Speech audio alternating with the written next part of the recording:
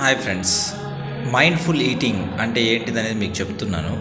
చాలామందికి mindful eating అంటే చాలామందికి తెలియదు.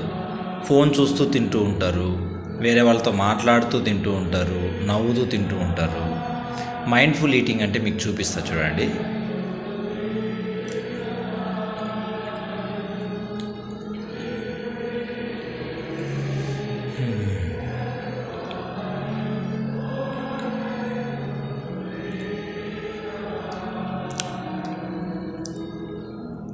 చూడండి, ప్రశాంతంగా ఇంత కష్టపడి కోటి విద్యలు కూటి కోసమే కదా. సో ప్రశాంతంగా తినండి.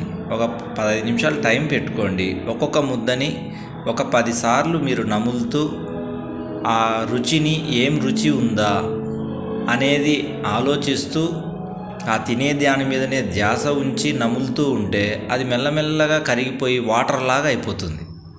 నోట్లో ఉండే సలైవా దాంట్లో మిక్స్ అయ్యి మంచి రుచి మీకు అర్థమవుతుంది.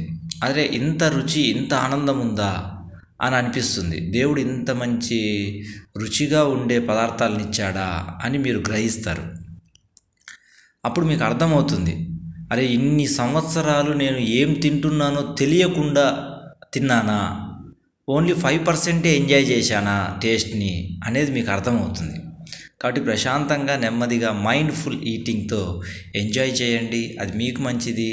మీ బాడీ లోపల స్టమక్ డైజెషన్ ఈజీగా ఉంటుంది, గ్యాస్ట్రిక్ ప్రాబ్లమ్స్ ఉండవు, కాన్స్టిపేషన్ ప్రాబ్లమ్స్ రెడ్యూస్ అవుతాయి.